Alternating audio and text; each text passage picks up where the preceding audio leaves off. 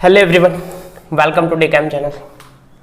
Today we will discuss about SAM 5 TYBSc જેનું unit number 1 thermodynamics આપણે continue કર્યું હતું બરાબર. એન્ડ બીજી વસ્તુ SAM 6 ની એક્ઝામ બધાની હાલમાં નજીક આવી રહી છે બરાબર છે. એ સિવાય CM 6 ના લેક્ચર્સ આપણે જે બધા પુટ કરેલા છે ऑलरेडी पुटेड है बराबर. तो प्लेलिस्ट में चेकआउट करजो. ए सिवाय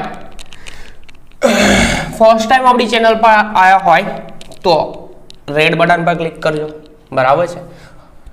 एंड अपना 1K थया त्यारबाद आ फर्स्ट लेक्चर है बराबर है. तो आ रीते सपोर्ट करता रहो અને કન્ટિન્યુ માં BSc ના લેક્ચર આવતા રહેશે. તો આજે ડિસ્કશન કરવાનું છે થર્મોડાયનેમિક્સ નો ત્રીજો નિયમ અને એ નિયમનો યુઝ કરીને એન્ટ્રોપી કઈ રીતે મેળવી શકાય એનું ડિસ્કશન કરવાનું છે. તો જનરલી એન્ટ્રોપી, હવે એન્ટ્રોપી વસ્તુ શું છે એનું ડિસ્કશન કરવામાં આવે તો કોઈ પણ રિએક્શન આપમેળે થતી હોય, કેવી આપમેળે થતી પ્રક્રિયા કે આપમેળે થતું પ્રક્રમ કોઈ પણ હોય તો એમાં શું થાય એન્ટ્રોપી. એમાં ટર્મ આવે એન્ટ્રોપી. એન્ટ્રોપી જનરલી અવ્યવસ્થાનું માપદંડ છે. શું છે? અવ્યવસ્થાનું માપદંડ. હવે કોઈ પણ રિએક્શન આપમેળે થતી હોય એટલે કે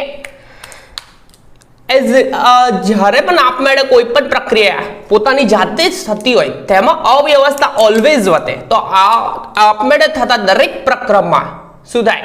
એન્ટ્રોપીમાં વધારો થાય. હવે ડિસ્કશન કરવાનું છે થર્મોડાયનેમિક્સનો ત્રીજો નિયમ, third law of thermodynamics, and એના પરથી એન્ટ્રોપી ડિસ્ક્રાઇબ કરવાની છે. તો પહેલી વસ્તુ આવે કે થર્મોડાયનેમિક્સનો લો આપણા ભાઈઓ, આપણા સાયન્ટિસ્ટ, 3 સાયન્ટિસ્ટો બરાબર. ત્રીજો નિયમ જે છે તે 3 સાયન્ટિસ્ટો, સૌપ્રથમ Richard Nernst and Max Planck. Richard Nernst નામના વૈજ્ઞાનિક નર્સ્ટ અને મેક્સ પ્લાન્ક આ 3 ભાઈઓએ થર્મોડાયનેમિક્સનો ત્રીજો નિયમની રજૂઆત કરી. મેક્સ પ્લાન્કે થર્મોડાયનેમિક્સના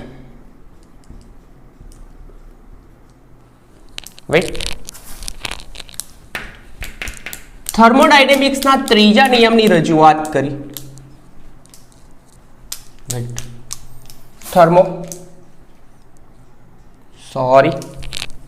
ગુજરાતીમાં લખીએ આપણે તો આ ભાઈએ થર્મોડાયનેમિક્સના ત્રીજા થર્મોડાયનેમિક્સ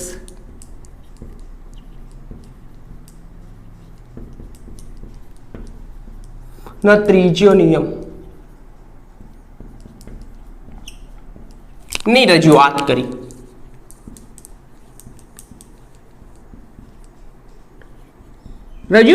એમાં કથન એવું હતું કે સંપૂર્ણ શુદ્ધ સ્ફટિકમય ઘન પદાર્થની એન્ટ્રોપી નિરપેક્ષ શૂન્ય તાપમાને કેવી થાય છે? શૂન્ય થાય છે. એટલે કે એન્ટ્રોપી 0 થાય છે એવું કહેવું છે ભાઈનું. નિરપેક્ષ શૂન્ય તાપમાને સંપૂર્ણ શુદ્ધ સ્ફટિકમય ઘન પદાર્થની એન્ટ્રોપી કેવી થાય? 0 થાય છે બરાબર. તો આ લોકોએ કીધું, રિચાર્ડ ભાઈએ, નર્સ ભાઈએ એન્ડ મેક્સ પ્લાન્ક ભાઈએ એક કોમન કથન આપ્યું કે સંપૂર્ણ શુદ્ધ સ્ફટિકમય ઘન પદાર્થની એન્ટ્રોપી નિરપેક્ષ શૂન્ય તાપમાને કેવી થાય? શૂન્ય થાય છે. તો મેં વર્ડિંગ લખું છું, સંપૂર્ણ શુદ્ધ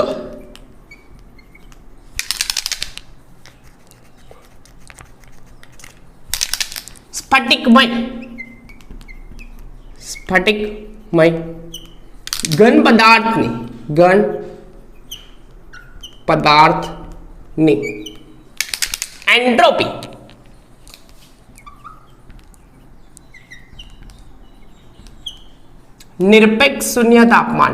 નિરપેક્ષ શૂન્ય તાપમાને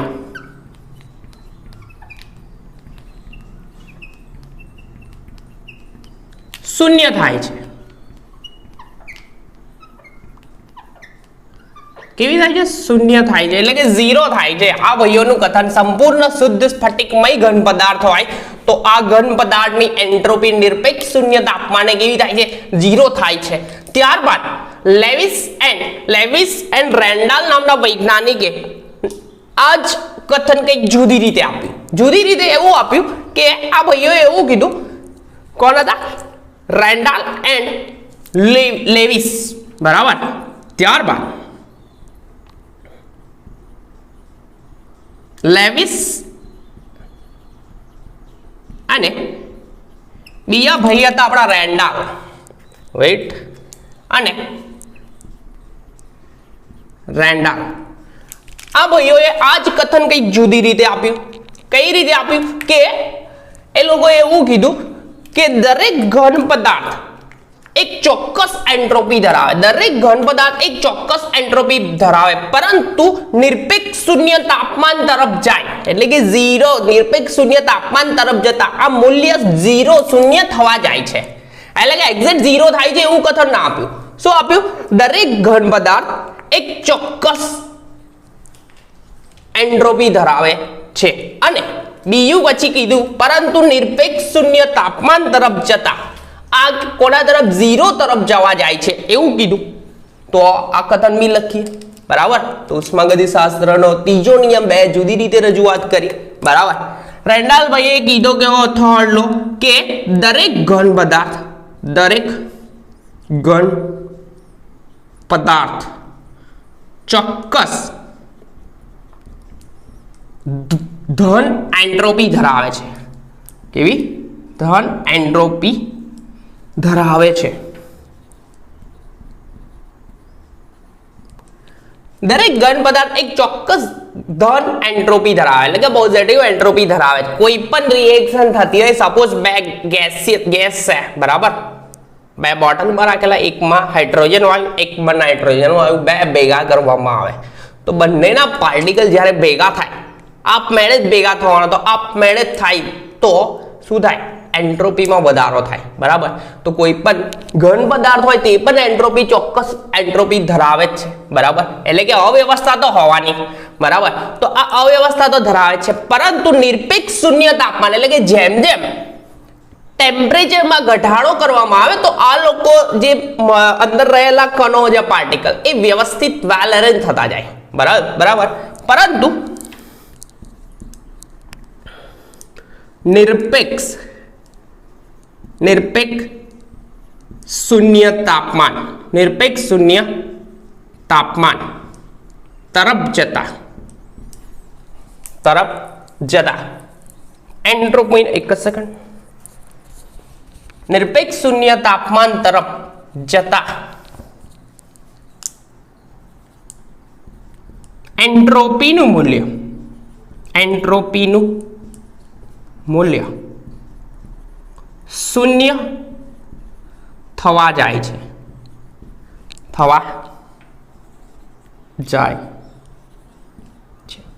બરાબર. તો આ તો થર્મોડાયનેમિક્સનો ત્રીજો નિયમ બે રીતે રજૂ કર્યો કે રિચાર્ડ નર્સ અને મેક્સ પ્લાન્કે એવું કીધું કે સંપૂર્ણ શુદ્ધ સ્ફટિકમય ઘન પદાર્થની એન્ટ્રોપી કેવી? શૂન્ય તાપમાને, એટલે કે નિરપેક્ષ શૂન્ય તાપમાને ઝીરો હોય છે. એક કથન આવું. ત્યારબાદ રેન્ડાલ અને લુઈસ નામના વૈજ્ઞાનિકે આ જ કથન કંઈક જુદી રીતે રજૂ કર્યું કે દરેક ઘન પદાર્થ એક ચોક્કસ એન્ટ્રોપી, એટલે કે ચોક્કસ પોઝિટિવ એન્ટ્રોપી ધરાવે છે, પરંતુ આ લોકોની એન્ટ્રોપી જે છે તે નિરપેક્ષ શૂન્ય તાપમાને, કેવી? નિરપેક્ષ શૂન્ય તાપમાને, એટલે કે નિરપેક્ષ શૂન્ય તાપમાન જેમ જેમ ઘટાડવામાં આવે તેમ તેમ એન્ટ્રોપીનું મૂલ્ય કેવું? ઝીરો થવા જાય છે, બરાબર. હવે આ જ કથનનો યુઝ કરી, એટલે કે ઉષ્માગતિશાસ્ત્રનો આ ત્રીજા નિયમ પરથી આપણે એન્ટ્રોપી કઈ રીતે ગણી શકાય છે તે જોઈએ, બરાબર. તો આ રફ કરું કે રહેવા દો? તો રફ કરી દો. આ નિયમ છે, એન્ડ આગળ કે આ નિયમની મદદથી, આ નિયમ તો ખબર પડી ગઈ ફાસ્ટ કે સંપૂર્ણ શુદ્ધ સ્ફટિકમય ઘન પદાર્થની એન્ટ્રોપી નિરપેક્ષ શૂન્ય તાપમાને ઝીરો હોય છે, એવી રજૂઆત થઈ ગઈ. નિરપેક્ષ શૂન્ય તાપમાને આ ભાઈની એન્ટ્રોપી ઝીરો હોય છે એવી રજૂઆત કરી. કોને? આપણા ત્રણ ભાઈ મેક્સ પ્લાન્ક, નર્સ એન્ડ ત્રીજા ભાઈ કોણ હતા? રિચાર્ડ. આ ત્રણ લોકોએ આવું કીધેલું. ત્યાર પછી વેઇટ રબ કરી દો. હવે આ ઉષ્માગતિ શાસ્ત્રનો ત્રીજો નિયમ યુઝ કરવાનો. રબ કરી દીધું ભાઈ. પદાર્થની એન્ટ્રોપી ગણવાનું સૂત્ર યુઝ કરવાનું છે. બરાબર છે? તો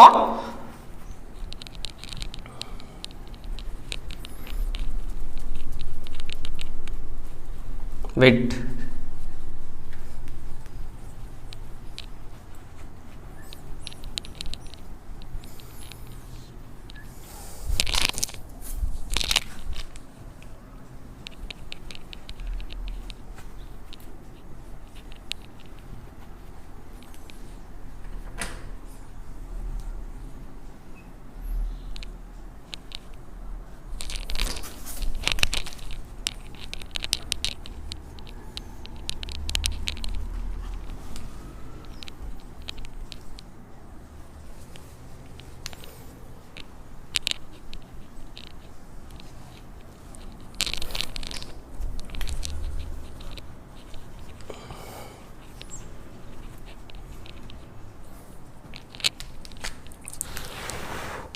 વેઇટ તો વાર્ડિંગ લખું છું મેં. વેઇટ પરફેક્ટ રબ થયું નહીં, સોરી. ઓકે, નહીં વાંધો આવે. તો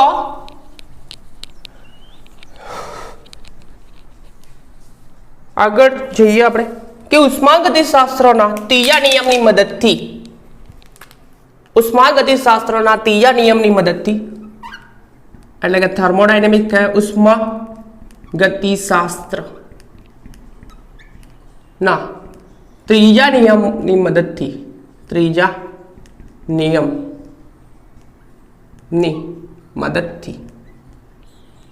પદાર્થની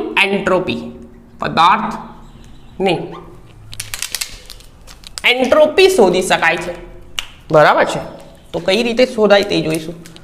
ની એન્ટ્રોપી શોધી શકાય. તો પહેલો પોઈન્ટ જોવાનો છે કે ધારો કે બરાબર ધારવાનું છે કે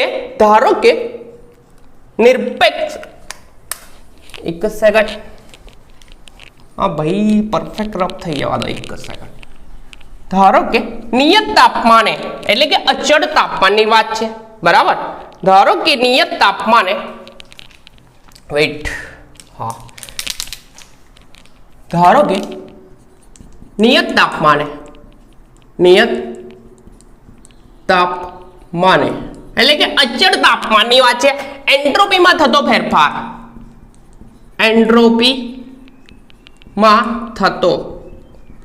ફેરફાર બરાબર?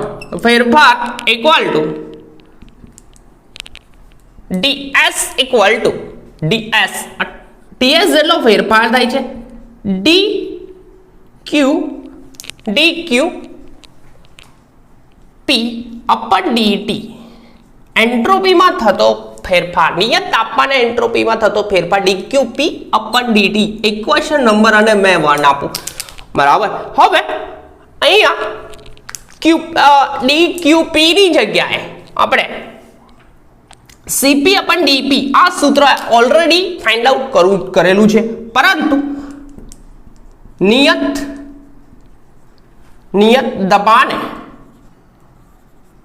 દબાણે dqp બરાબર ઉષ્માધારિતા બરાબર cp dt. તો આપણે વેલ્યુ આ પુટ કરી શકીએ cp dt dqp equal to cp dt. તો આ ઇક્વેશનમાં qp ની જગ્યાએ મેં cp dt પુટ કરી શકું. તો cp dt ની વેલ્યુ પુટ કરું. બરાબર? તો અહીંયા લખી શકાય કે ds ઇક્વલ ટુ dqp છે એની જગ્યાએ cp dt અપન સોરી આ ઇક્વેશનમાં ડાઉન સાઈડમાં qp અપન ds equal two qp અપન d છે. તો ડાઉન સાઈડે આવશે શું આવશે? ટી. આમ હવે આપણે ફાઇન્ડ આઉટ કરવાનું છે નિરપેક્ષ શૂન્ય તાપમાન, એટલે કે નિરપેક્ષ શૂન્ય તાપમાન એન્ટ્રોપીનું મૂલ્ય, એન્ટ્રોપીમાં થતો ફેરફાર, બરાબર. તો એન્ટ્રોપીમાં થતો ફેરફાર શોધવા હોય તો આપણે સંકલન કરવું પડે કે 0 થી ટી, 0 થી ટી સમયમાં એન્ટ્રોપી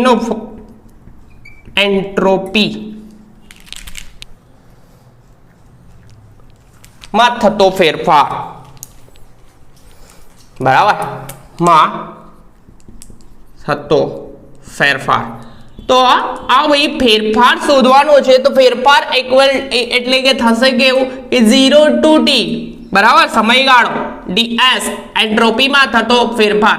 આપણે અહીંયા તો અચળ છે, cp અચળ છે, so that 0 to p dt upon t લખી શકાય, બરાબર. હવે સંકલન કરવામાં આવે, આ ભાઈનું જ્યારે સંકલન થાય તો ds એટલે કે સો that સંકલન થાય તો સો that આ ds છે તો ડી તો સંકલન થયા બાદ આ ડી નીકળી જવાનો, એટલે કે શું થાય?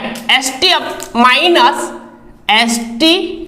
માઇનસ s0 ઇક્વલ ટુ અહીંયા cp ઇન્ટુ આ dt by d ln t લખાઈ શકાય. તો અહીંયા so that st equal to s0 આ સાઈડે લઈ જાઓ પ્લસમાં, એન્ડ અહીંયા ln છે એને લોગમાં કન્વર્ટ કરવા માટે 2.303 log t લખી શકાય કે ના લખી શકાય? એટલે લખી શકાય, પણ એક વસ્તુ રહી ગઈ. શું રહી ગઈ? cp લખવાનો રહી ગયો, તો cp લખી દઈએ. 2.303 cp log t લખીશું આપણે વેલ્યુ, કેમ કે યાર cp ઇમ્પોર્ટન્ટ છે, cp ln t, બરાબર. તો આ ઇક્વેશન થયું, પરંતુ એક વસ્તુ નિરપેક્ષ શૂન્ય તાપમાને, થર્ડ લો એવું કહે છે કે નિરપેક્ષ શૂન્ય તાપમાને, બરાબર, એટલે કે 0 ટેમ્પરેચરે એન્ટ્રોપી મૂલ્ય S0 ઇક્વલ ટુ 0 લખાય, બરાબર. તો સો ધેટ આપણે લખી જઈએ કે ST ઇક્વલ ટુ શું લખાય? આની વેલ્યુ તો 0 થઈ ગઈ. કોની વેલ્યુ? S0 ની વેલ્યુ 0, તો 2.303 cp ln ln ના લખાય, log થા કર્યું ને, 2.303 વડે મલ્ટીપ્લાય કર્યું તો log t, સોરી એટલે log t, okay, log t. તો આ ઇક્વેશન છે. હવે આ ઇક્વેશન નંબર મેં આપી દઉં આને, અને ફર્સ્ટ આપી દઉં અને સેકન્ડ આપું અને આને આપું થર્ડ, ઇક્વેશન નંબર 3. તો આ ઇક્વેશન પરથી આપણે ગ્રાફ દોરવામાં આવે cp વિરુદ્ધ, બરાબર, ઉષ્માધારિતા વિરુદ્ધ log t, બરાબર. તો log t વિરુદ્ધ આનો આલેખ દોરવામાં આવે તો આ આલેખ કેવો? વક્ર આલેખ મળે છે. એ કઈ રીતનો મળે છે? એના પરથી આપણે એ આલેખ જે ગ્રાફ મળે છે એ ગ્રાફ પરથી જ આપણે શું એન્ટ્રોપી શોધી શકીશું, બરાબર. તો રબ કરી દો. હા, આવી રબ કરું યાર, કેમ કે આપણી જોડે સ્પેસ બચે એટલા માટે. તો થશે, વેઇટ,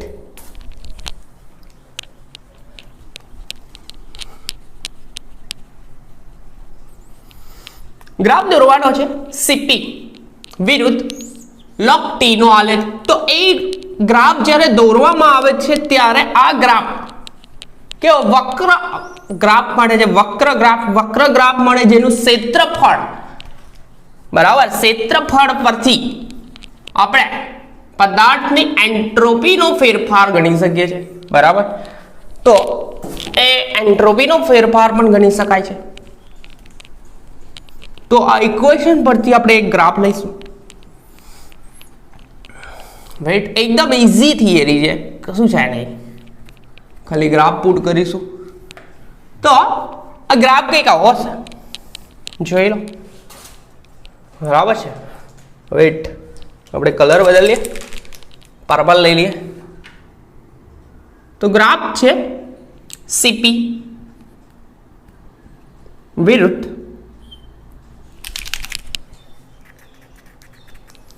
માર્કર દાવ કરે છે, નવી લાવવી પડશે, વાંધો નહીં.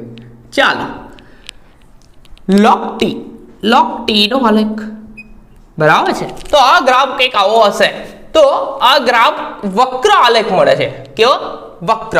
સીપી વિરુદ્ધ શેનો આલેખ? સીપી વિરુદ્ધ log t.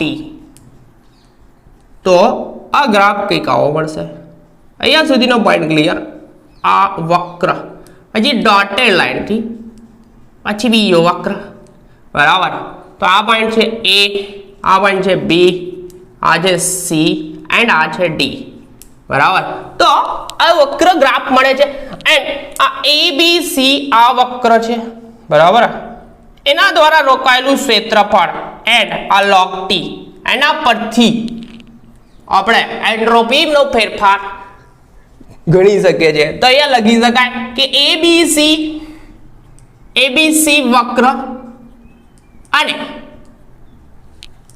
વક્ર અને log t અક્ષ પરથી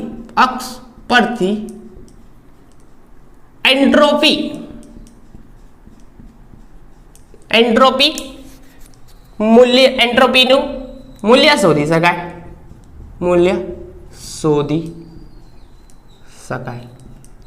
અહીંયા ગ્રાફ પરથી દેખાઈ આવશે કે નિરપેક્ષ શૂન્ય તાપમાને એન્ટ્રોપીનું મૂલ્ય 0 થશે. હવે બીજું એક વસ્તુ આ છે અને બીજી વસ્તુ કે 10 degree to 15 degree degree centigrade તાપમાને,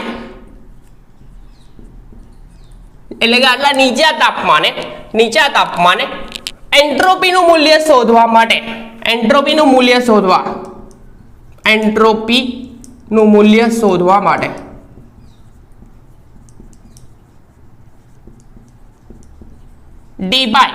ડી બાય ના તૃતીય ઘાતાંકનો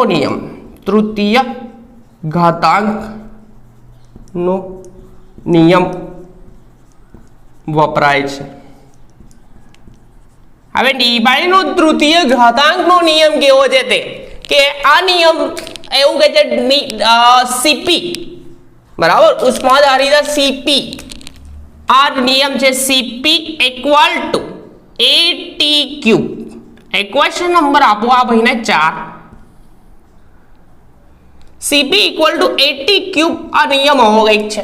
હવે આ જ નિયમ એટલે કે સીપી ની વેલ્યુ મેં જ્યારે પુટ કરું ઇક્વેશનમાં તો આ નિયમ પરથી કંઈક જુદું તૃતીય ઘાતાંક એટલે કે નીચા ટેમ્પરેચરે જ્યારે પણ કામ કરવામાં આવે ત્યારે એન્ટ્રોપીની મૂલ્ય શોધવામાં તકલીફ થાય છે ત્યારે ડી બાય ના તૃતીય ઘાતાંકનો નિયમ યુઝ કરવામાં આવે છે અને એ તૃતીય ઘાતાંકનો નિયમ કંઈક આવો છે, જોઈ લો. વેટ રબ કરી દો, પરફેક્ટ. તો સીપી ઇક્વલ ટુ 80 ક્યુબ. હવે આ વેલ્યુ ઇક્વેશનમાં મૂકીશું. કયું ઇક્વેશનમાં મૂકવાનું તે બી છું, બરાબર. એટલે ઇક્વેશન હતું ને ds ઇક્વલ ટુ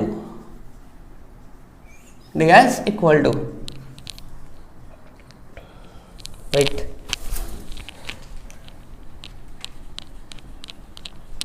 ઓકે.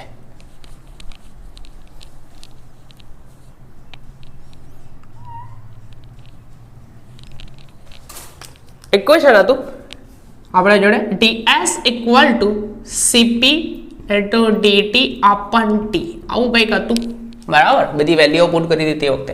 તો આપણી સાઈડે cp ની વેલ્યુ કેટલી છે? 80 cube into dt upon t ds. So that આપણે લખી શકીએ ds equal two 80 square into dt. હવે આપણે એન્ટ્રોપીનું મૂલ્ય ક્યાંથી? નિરપેક્ષ શૂન્ય તાપમાન એટલે કે 0 ટેમ્પરેચર થી અનંત ગમે તેટલું એટલે કે રૂમ ટેમ્પરેચર જે હોય તો 0 થી t ટેમ્પરેચર સુધીના સમયગાળામાં સંકલન કરવું પડશે. તો એ તો અચળ છે. તો t સ્ક્વેર dt સંકલન 0 થી t. તો સો ધેટ સંકલન કરીશું તો સોરી તો s T minus S0 equal to એ આ થશે એ સંકલન કરવામાં સ્ક્વેર છે તો 2 + 1 એટલે કે 380³ / 3 પ્લસ ટી છે 0 થશે 0 એટલે કે 0 થશે બીજું વેલ્યુ તો 0 થવાની એન્ડ અચળાંક c થાય કે ના થાય થશે હવે પરંતુ નિરપેક્ષ શૂન્ય તાપમાને S0 ઇક્વલ ટુ 0 કે નિરપેક્ષ શૂન્ય તાપમાને બરાબર નિરપેક્ષ શૂન્ય તાપમાન S0 0 થાય તો ST ઇક્વલ ટુ ડાયરેક્ટલી લખું છું શું થશે સોરી S0 તો 0 જ છે તો A T³ / 3 થશે પરંતુ અહીંયા શું થાય આ છે AT³ ની જગ્યાએ આપણે CP પાછું પુટ કરી શકીએ તો so that ST equal two CP/3 અને આ ઇક્વેશન CP/3 આ ઇક્વેશનનો યુઝ કરી ST ઇક્વલ ટુ CP/3 સમીકરણનો યુઝ કરી એટલે કે CP ની કિંમત મૂકતા CP ની વેલ્યુ મૂકતા કોઈ પણ T ટેમ્પરેચર મૂકતા T તાપમાને આપણને શેની વેલ્યુ મળે એન્ટ્રોપી ની વેલ્યુ મળશે એન્ટ્રોપી મળશે બરાબર બસ આ જ હતું ફરીથી એકવાર ડિસ્કસ કરી લો કે સિમ્પલ છે થર્મોડાયનેમિક્સ નો ત્રીજો નિયમ થર્મોડાયનેમિક્સ નો ત્રીજો નિયમ ભાઈ આપણા હતા નર્સ ભાઈ હતા બરાબર રિચાર્ડ ભાઈ હતા એન્ડ મેક્સ પ્લાન્ક આ ત્રણ ભાઈઓ એવું કીધું કે સંપૂર્ણ શુદ્ધ સ્ફટિકમય ઘન પદાર્થની એન્ટ્રોપી નિરપેક્ષ શૂન્ય તાપમાને 0 હોય છે બરાબર ત્યાર પછી બીજા બે આયા ભાઈ બીજા બે ભાઈનું નામ કહેવાનું હતું લેવિસ એન્ડ રેન્ડાલ એ ભાઈએ બીજી રીતે કથન આપ્યું કે દરેક ઘન પદાર્થ બરાબર એક પોઝિટિવ ધન એન્ટ્રોપી ધરાવે છે અને આ એમના મત અનુસાર એવું કીધું કે આ લોકોની એન્ટ્રોપી નિરપેક્ષ શૂન્ય તાપમાને 0 થવા જાય છે એટલે કે નિરપેક્ષ શૂન્ય તાપમાને 0 થવા જાય છે બરાબર એન્ટ્રોપીનું મૂલ્ય 0 થવા જાય છે અને એન્ટ્રોપી આ થર્ડ લો છે એનો યુઝ કરી અને આપણે શું શોધવાનું છે એન્ટ્રોપી શોધવાની છે તો એમાં કરવાનું સિમ્પલ છે ઇક્વેશન કયું છે ds ઇક્વલ ટુ શું હતું dqp અપન dt નતું અપન d આ ઇક્વેશન હતું અને dqp equal to cp dt હતું તે વેલ્યુ પુટ કરી સંકલન કર્યું તો સંકલન પરથી આપણને ઇક્વેશન મળશે log વાળું બરાબર log વાળું એટલે કે st - s0 equal two 2.303 cp log t બરાબર એટલે કે st બરાબર 2.303 cp log t મળશે એના પરથી એક ગ્રાફ cp વિરુદ્ધ log t નો ગ્રાફ જેમાં આ વક્ર દેખાય છે આ વક્ર abcd વક્ર જે છે બરાબર તો abcd વક્ર abc વક્ર સોરી એટલે d વાળો તો આગળ જશે abc વક્ર અને log t પરથી આપણે શું મળશે એન્ટ્રોપીનું મૂલ્ય મળશે અને 0 થી 15 ડિગ્રી જેટલા નીચા ટેમ્પરેચરે એન્ટ્રોપીના મૂલ્ય ચોક્કસ મેળવી શકાતા નથી તેથી d બાય ભાઈએ તૃતીય ઘાતાંકનો નિયમ આપ્યો cp = AT³ તો સીધી વેલ્યુ આ ઇક્વેશનમાં ds નું સાદું રૂપ આપ્યું હતું તો cp અપન dt અપન t આવું હતું અહીંયા cp ની જગ્યાએ AT³ વેલ્યુ મૂકીશું AT³ વેલ્યુ મૂકીશું તો dt કેન્સલ આઉટ AT² થશે ફરીથી સંકલન થશે તો નિરપેક્ષ શૂન્ય તાપમાને 0 મૂકશું એટલે st બરાબર AT³/3 તો st = cp/3 બરાબર તો અહીંયા cp ને વેલ્યુ પુટ કરીશું તો આપણને એન્ટ્રોપી મળશે બરાબર તો આ તો થર્મોડાયનેમિક્સ નો થર્ડ લો એના પછીના કન્ટિન્યુના લેક્ચર આવશે ભાઈ બરાબર છે એન્ડ એક્ઝામ્પલ બી પુટ કરી દેશ એક્ઝામ પહેલા તો પતી જશે આઈ થિંક બરાબર અને કેટલાક લોકોને એક્ઝામ ચાલુ થઈ જાય ગુજરાત યુનિવર્સિટી બાકી છે SGGU બાકી છે કદાચ પાટણમાં ચાલુ થઈ જશે એક્ઝામ હશે ત્યાં સુધી કન્ટિન્યુ પ્રિપેર કરતા રહો નેક્સ્ટ લેક્ચરમાં મળ્યા થર્મોડાયનેમિક્સ સાથે